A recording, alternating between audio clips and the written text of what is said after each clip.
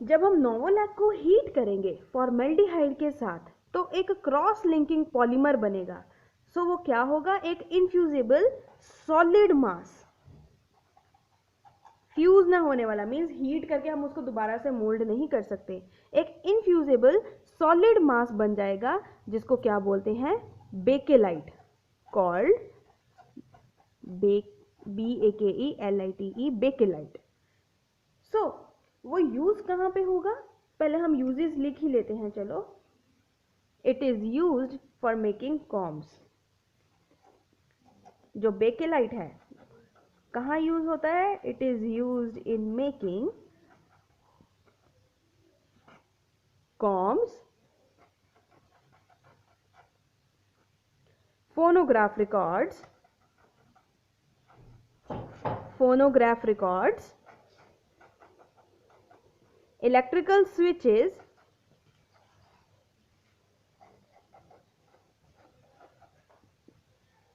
and handles of various utensils.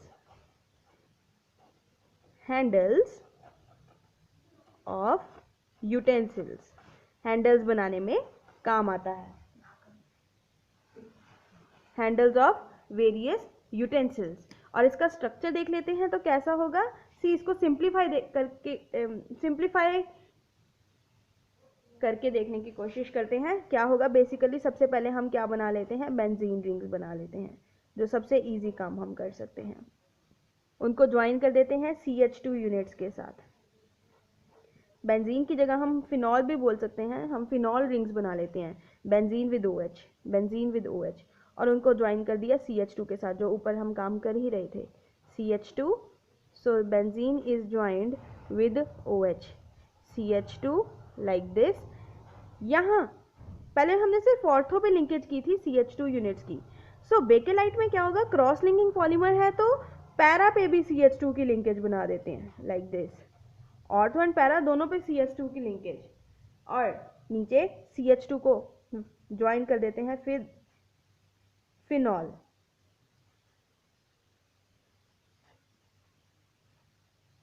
This is OH, CH2 की linkage again phenol के साथ like this.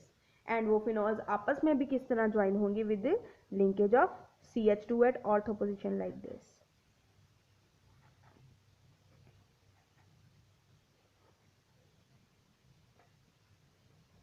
So ये polymer ऐसे continue करता रहेगा। एंड इस पॉलीमर का नाम क्या है, इट इज बेकेलाइट, जो एक क्रॉस लिंक्ड पॉलीमर है, किसका, नोवोलैक का।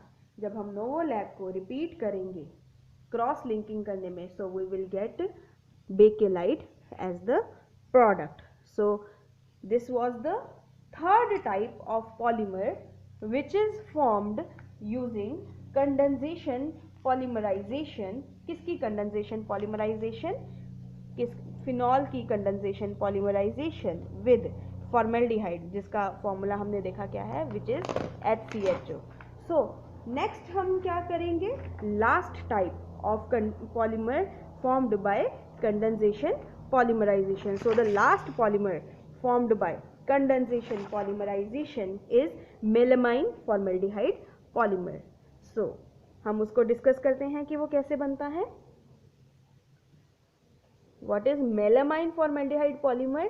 ऐसा पॉलीमर जो कि कंडेंसेशन पॉलीमराइजेशन से बनता है।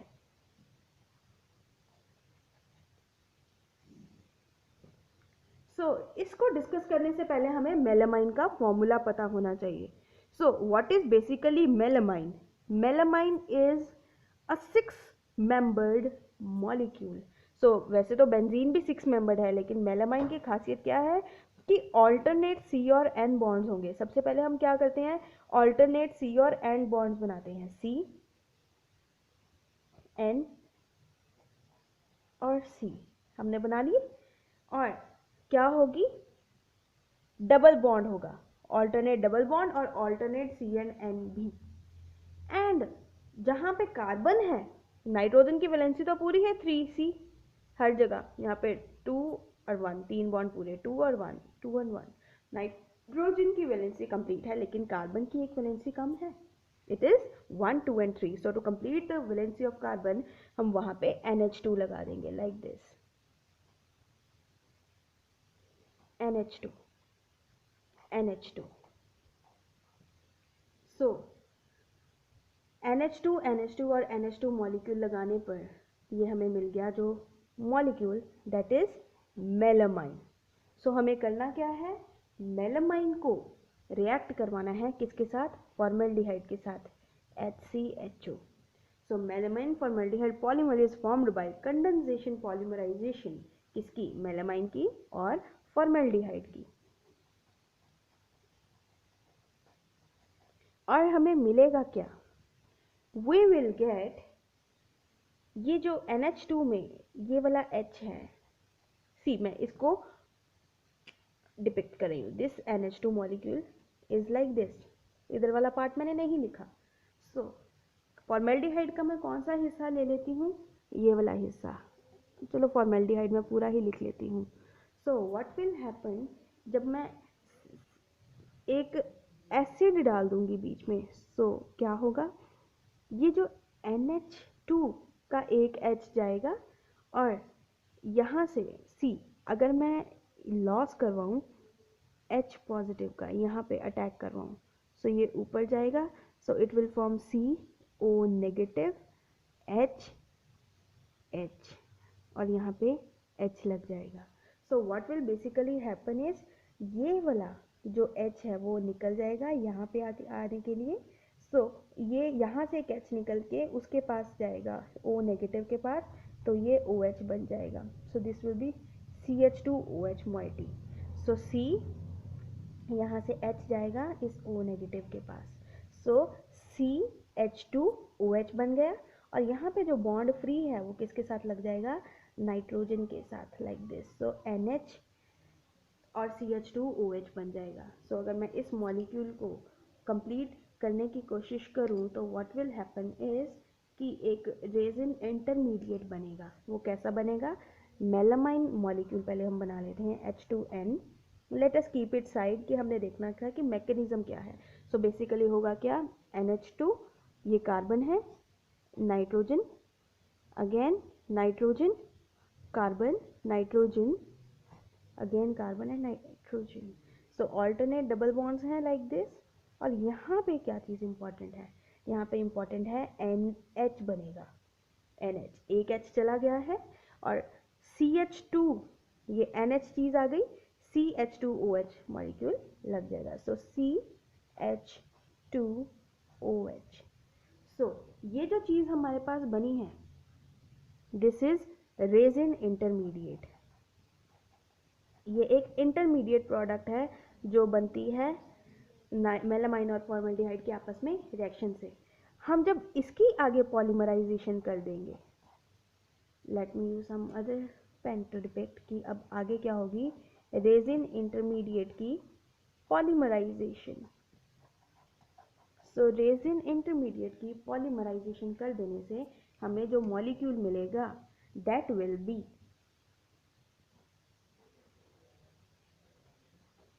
Like this. सबसे पहले एक मेलामाइन मॉलिक्यूल बना लेते हैं, N N N like this, NH CH2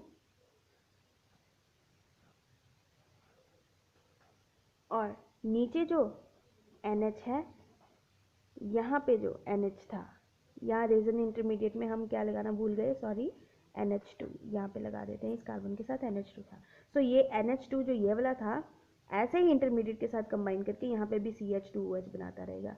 सो उसको हम ऐसे शो कर देते हैं कि पॉलीमर आगे प्रोसीड कर रहा है. So what is this, this is basically a melamine polymer.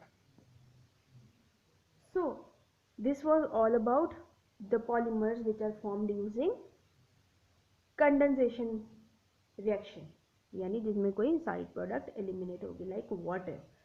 सो अब नेक्स्ट टॉपिक जो हम डिस्कस करेंगे that is about what is कोपॉलीमराइजेशन.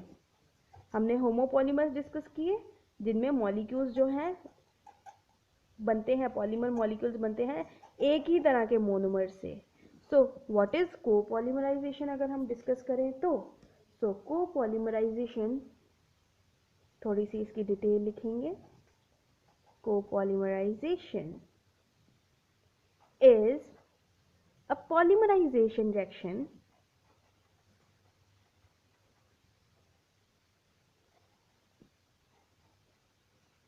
कैसा polymerization reaction in which a mixture of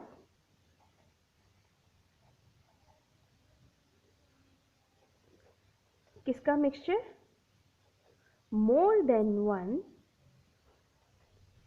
monomeric species is allowed, monomeric species is allowed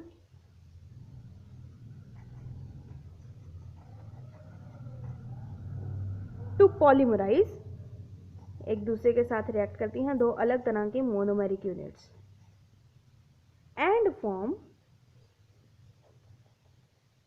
a copolymer. हमारे पास जो resultant polymer generate होगा वो दो अलग अलग मोनोमर से होगा, जिसको हम क्या बोलेंगे, कोपॉलीमर। अब इसकी खासियत क्या है, the copolymer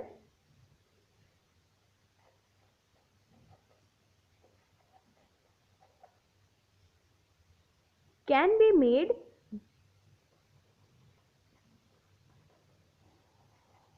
not only by chain growth polymerization, कि ज़रूरी नहीं है कि जो कोपॉलीमर्स हैं वो हमेशा चेन ग्रोथ पॉलीमराइजेशन से ही बने। सो मैं पॉलीमराइजेशन लिखने, चलो मैं पूरा लिख ही देती हूँ। सो कोपॉलीमर जो हैं वो सिर्फ चेन ग्रोथ पॉलीमराइजेशन से ही नहीं बनेंगे, but also by step growth, but by step growth polymerization also, means दोनों मोड्स ऑफ पॉलीमराइजेशन से हमें कोपॉलीमर्स जो हैं वो मिल सकते हैं। सो होता क्या है, it contains multiple units of each monomer used in the same polymeric chain. It contains multiple units, काफ़ी ज़्यादा यूनिट्स होंगी, किसकी यूनिट्स, ऑफ ईच मोनोमर। जो दो मोनोमर हमने यूज़ किए हैं पॉलीमर बनाने के लिए, उनमें से हर एक मोनोमर जो हमने यूज़ किया है उसकी मल्टीपल यूनिट्स होंगी used in the same polymeric chain.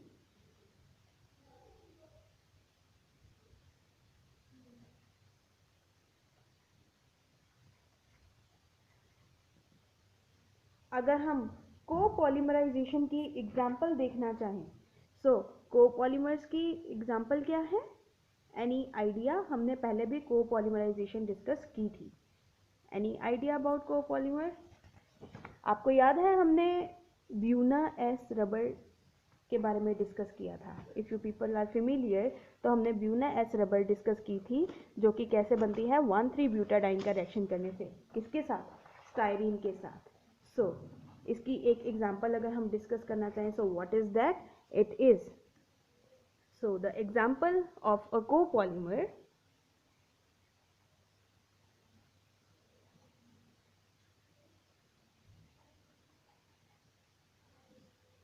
Buena S. आपको याद है हमने 1,3-ब्यूटाडाइन का रिएक्शन किया था।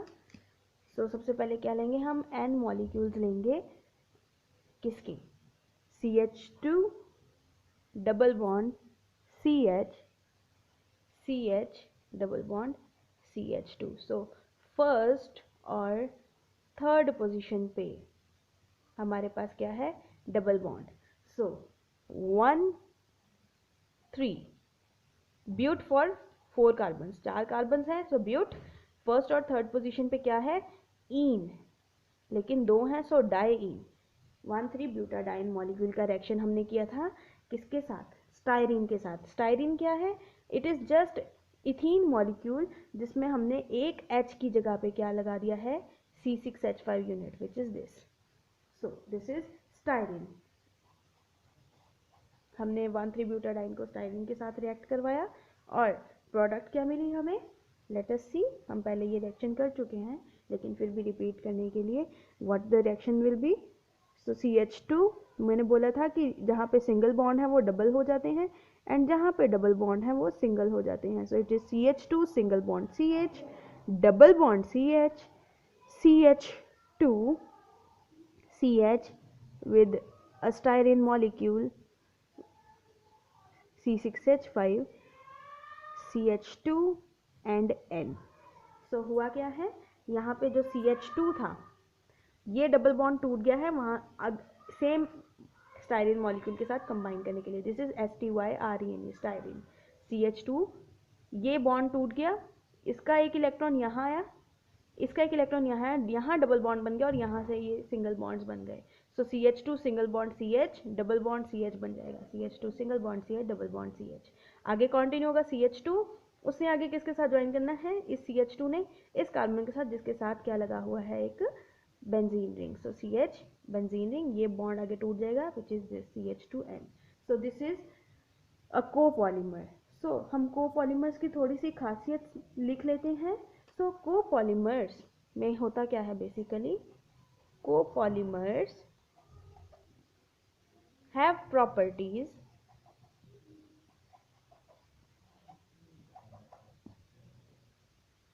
Quite different from homopolymers. इनकी प्रॉपर्टीज जो हैं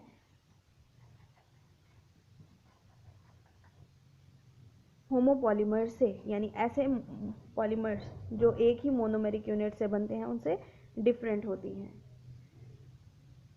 अगर हम देख ही लें, फॉर एग्जाम्पल ये जो हमने ब्यूना एस बनाई है, ब्यूना एस, जिसका दूसरा नाम क्या है, butadiene styrene copolymer.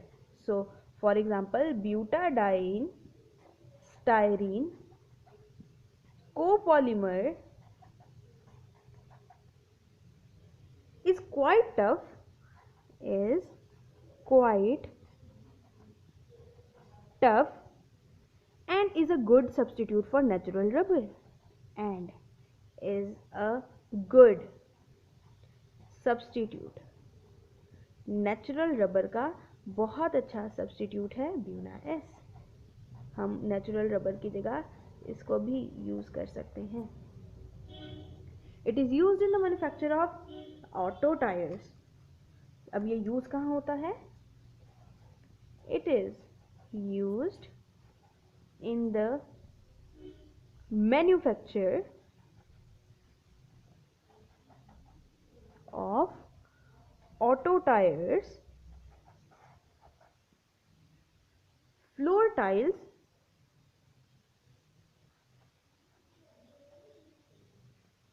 footwear components and cable insulations. Footwear components and cable insulation. So ये थे एग्जाम्पल एक कोपॉलीमर की एंड वो कहाँ कहाँ यूज होता है. सो अब हम एक नेचुरल पॉलीमर की बात करते हैं विच इज रबर. सो डिस्कस करेंगे कि रबर बनती कैसे है. सो सबसे पहले हम डिस्कस करेंगे about a natural polymer which is rubber. You people know that rubber no doubt synthetic भी होते हैं, बट हम किस रबर की बात कर रहे हैं, we are talking about natural rubber.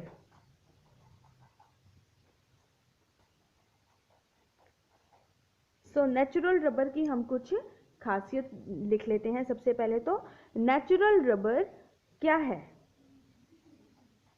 Rubber is a natural polymer and क्या होता है उसके पास, पोजेसेस इलास्टिक प्रॉपर्टीज. इलास्टिसिटी होती है, स्ट्रेच हो जाती है बहुत आराम से नेचुरल रबर. किस टाइप में आती है? इलास्टोमर में। हमने डिस्कस की थी types, classification of polymers on the basis of their intermolecular forces. So it is also termed as elastomer. इसको हम और क्या बोलते हैं? Elastomer and has varied uses. इसकी काफी यूजेस हैं।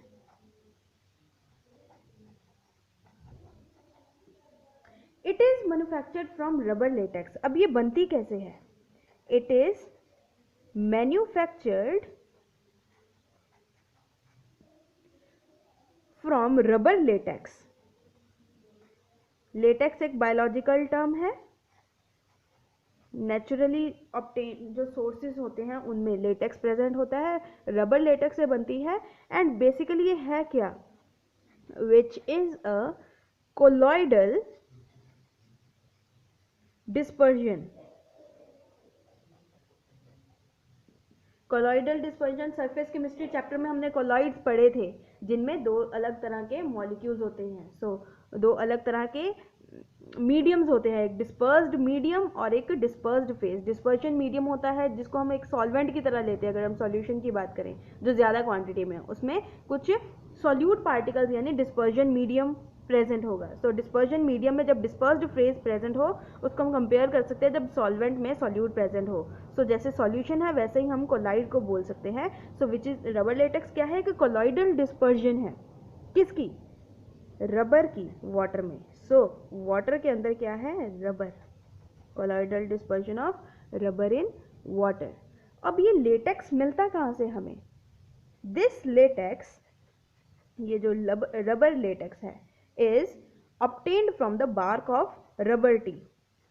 Obtained from the bark of rubber tree. Rubber tree की बार्क से हमें रबर लेटेक्स मिलता है। And is found in India, और इंडिया में हमें बड़े आराम से मिल जाता है ये रबर। Found in India. और बहुत सी कंट्रीज हैं like Sri Lanka and Malaysia, south America, जिनमें हमें रबर आराम से मिल जाता है। This is just for the general knowledge कि कहाँ कहाँ पे हमें नेचुरल रबर मिल जाती है। सो हम नेक्स्ट सेशन में डिस्कस करेंगे कि नेचुरल रबर जो है वो कैसे है, किस किस चीज़ का पॉलीमर है।